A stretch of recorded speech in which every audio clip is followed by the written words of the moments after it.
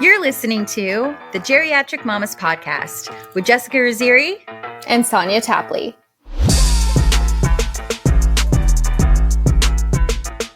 Okay, well, we're right on schedule, 15, 16 minutes in. Time to actually start the episode. Possibly. Yeah. So for this episode 40, we are going to be talking about eating for fertility. So this is something that Sonia and I are both passionate about. We both focused on healthy eating as much as possible while we were trying to conceive. I actually wrote a blog about eating for fertility back when we first started Geriatric Mamas. So we're going to be using that post as our reference today, sprinkled with some foods that Sonia's acupuncturist recommended. Disclaimer, in case nobody was aware, we are not doctors. So for medical advice, please consult with your physician, and we'll leave my blog post with all of our sources in the show notes for your reference. Yeah, we are definitely not medical professionals in any way. So don't use this as the holy grail, please. So when it comes to fertility, what you eat plays a huge role in overall reproductive health. While foods that contain high amounts of caffeine, alcohol, saturated fats, sugar, preservatives, and flour should be avoided, as they can cause inflammation and potentially have harmful effects on the cells lining a woman's womb. Also, they make you fat. So there's that.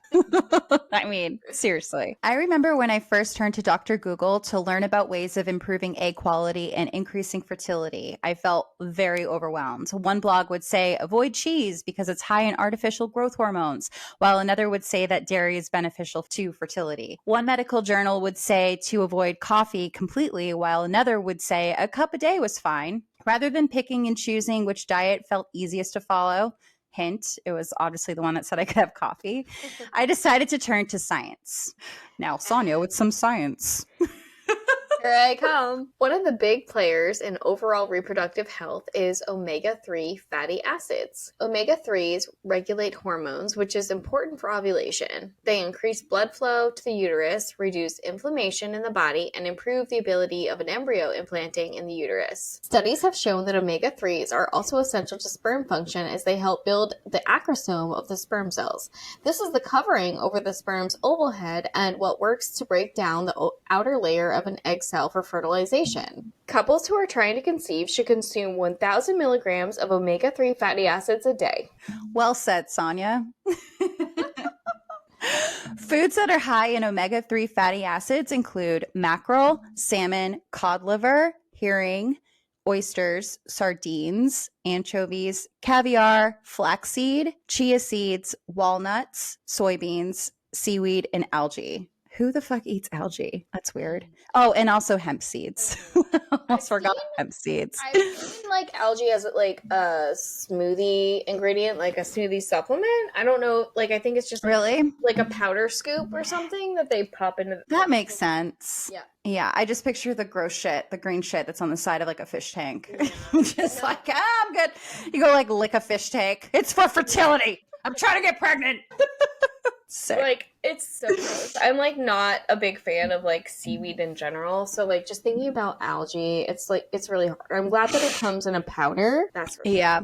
I don't mind seaweed, actually. I kind of like it. I kind of envy you because you can eat sushi and really enjoy it. And I love it. So the next big player in reproductive health is folic acid, which is technically vitamin B9. Folic acid can have a powerful effect on female fertility, both before and after conception. For women who are struggling to conceive, folic acid can help prevent early pregnancy defects that can lead to miscarriage.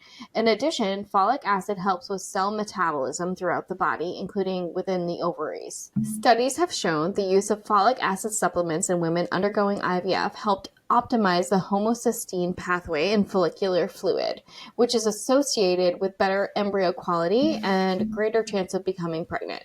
The CDC recommends the following guidelines for daily folic acid intake. Women trying to conceive, 400 mcg. Pregnant women, 600 mcg. and breastfeeding women 500 mcg. Foods that are high in folic acid, vitamin B9, include dark green leafy vegetables such as turnip greens, spinach, romaine lettuce, Brussels sprouts, and broccoli. 1 cup, 91 grams of raw broccoli contains around 57 mcg of folate, or about 14% of the daily value. A half cup, 78 grams serving of cooked Brussels sprouts can supply 47 mcg of folate, or 12% of the daily value. Asparagus contains a concentrated amount of many vitamins and minerals. It also makes your pee smell, including folate. A half cup, 90 grams serving of cooked asparagus contains 134 mcg of folate, which is 34% of the daily value. Legumes, such a weird word, legumes, such as beans, peas, and lentils. The amount of folate in legumes can vary. However, they're an excellent source. 1 cup, 177 grams of cooked kidney beans contains 131 mcg of folate, or about 33% of the daily value. Meanwhile, 1 cup, 198 grams of cooked lentils contains 358 mcg of folate, which is 90% of the daily value. Nuts and seeds are rich in fiber and include many of the vitamins and minerals our bodies need. Incorporating more nuts and seeds into your diet can also help you meet your daily folate needs. The amount of folate in various types of nuts and seeds can vary. 1 ounce, 28 gram of walnuts contains about 28 mcg of folate, which is 7% of the daily value. The same serving of flax seeds contains about 24 mcg of folate, which is around 6% of the daily value. Beets are another great source of folate. A single cup, 136 grams of raw beets contains 148 mcg of folate, or about 37% of the daily value. I ate so many beets. I actually forgot. I actually do like beets. Whole Foods sells in like the salad, like the pre-made salad area where you can get like the bags of salad. They sell like these little containers of beets, and it's like in like vinegar. Oh my God, they're so good. My mouth is watering. They're so good. You can like cut them up and add them to a salad or just eat them as is. Like I used to like be cooking dinner and I'd have those out and just be like snacking on them while I was eating dinner. They were like so good. Citrus fruits like oranges, grapefruit, lemons, and limes are rich in folate. Just 1 large orange contains 55 mcg of folate, or about 14% of the daily value. I remember I ate so much grapefruit. Beef liver, beef liver, bleh. Just take a fucking vitamin. Jesus. Yeah. Beef liver is one of the most concentrated sources of folate available. Oh, I love that. A 3 ounce, 85 grams serving of cooked beef liver packs 212 mcg of folate, or about 54% of the daily value. I mean, it should do something if you're going to fucking eat it. Yeah. No, I have an ex who he bragged that his favorite food was liver, like beef liver. That's so gross. What a fucking disgusting. Cannibal. Disgusting. Yeah. Cannibal. It's a fucking cannibal. Eggs are a great source of folate. Just 1 large egg packs 22 mcg of folate, or approximately 6% of the daily value. I am so funny about eggs. I don't like scrambled eggs. I'm very particular and I have to be in the mood for eggs. And poor Adam would try to make me eggs like every single morning, and I couldn't do it. Like, what did he try to make for eggs? Like, he would do it like poached, he would do it over easy, he would do it like, and those are all the ways that I like it. But it's like if I wasn't in the mood, and then if I do eat eggs, I want like salsa on it, I want some salt on it, like I want I can't just eat fucking eggs. Like, I don't know. I'm so weird about eggs. But my husband was trying to force eggs down my throat every chance he got. But they're really good for fertility. That's why. Wheat germ is the embryo of the wheat kernel. Often removed during the milling process, it supplies a high concentration of vitamins, minerals, and antioxidants. Just 1 ounce, 28 grams of wheat germ provides 78.7 mcg of folate, which is about 20% of the daily value. My acupuncturist had me taking wheat germ supplements. That was the first I heard of it. Avocados are an excellent source of many important nutrients, including folate.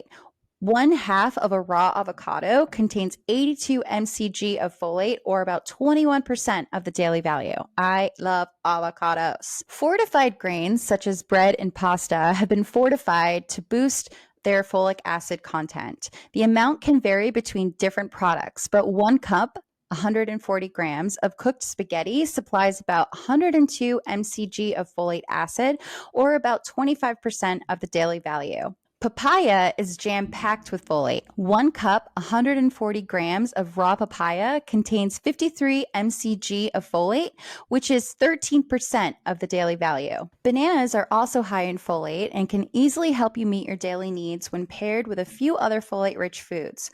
1 medium banana can supply 23.6 mcg of folate, which is around 6% of the daily value.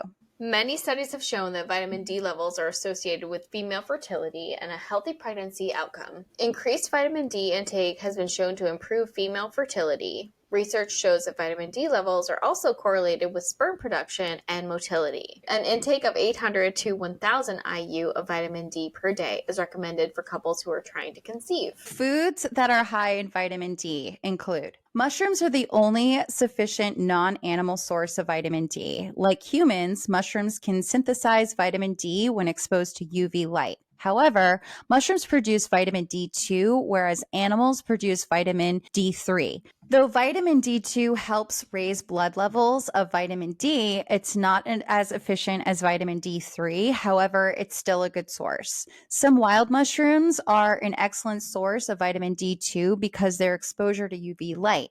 1 cup of these mushrooms contain 136 IU of vitamin D, which is 17% of the daily value. Salmon is another great source of vitamin D. I basically lived on salmon. I love salmon so much. In addition to being high in omega-3s, salmon contains 526 IU of vitamin D, which is 66% of the daily value, and just one 3.5 ounce, 100 gram serving. On average, wild-caught salmon has more vitamin D. The amount of vitamin D will vary depending on where the salmon is caught and the time of year. Egg yolks are an excellent source of vitamin D. The yolk from 1 large egg contains 37 IU of vitamin D, or 5% of the daily value.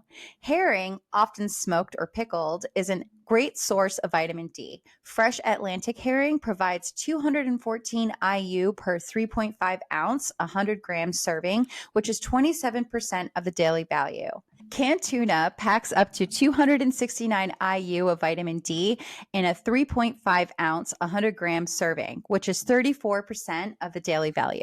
The fourth and final big player we're going to talk about for reproductive health is vitamin E. Vitamin E is famous for its role in cellular repair, which is why it often shows up in skincare products. In a woman's ovaries, vitamin E is a powerhouse antioxidant that can help fight oxidative damage to eggs, preventing the most negative effects of premature aging. In a study named Vitamin E as an Antioxidant in Female Reproductive Health, suggests vitamin E improves women's overall reproductive health and improves egg quality. Women 35 plus years old who are trying to conceive should consume 200 to 400 IU of vitamin E daily. Foods that are high in vitamin E include wheat germ oil, sunflower seeds, sunflower oil, almonds, almond oil, hazelnuts, hazelnut oil, mammy sapote. Please correct us if we're saying that incorrectly. I've never heard of that one in my entire fucking life. And pine nuts.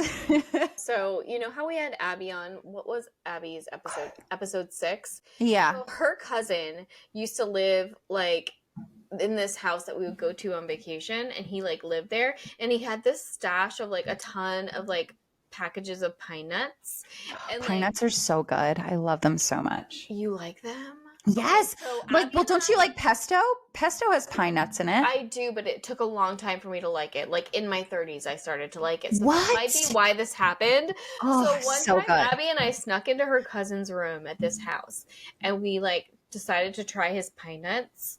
And when I tell you, we peed our pants laughing about how much we hated them after they were in our mouths. Like we laughed so hard about trying these pine nuts. Like, I don't know. It's been since then since I've eaten them. So Oh my God. No, I love pine nuts. There's this recipe. It's in I have all of Kristen Cavalari's cookbooks, and there's this recipe, and it's these jalapenos. It's with goat cheese and like toasted pine nuts on top, and it's like so good. It's like the best. There's like it's like garlic and goat cheese, and then it's sprinkled with like roasted pine nuts on top, and like, oh my when God. you come to visit, my kitchen is It's delicious. open. You can just cook. Yes. They're so good. It's so good. I'll make them. They're delicious.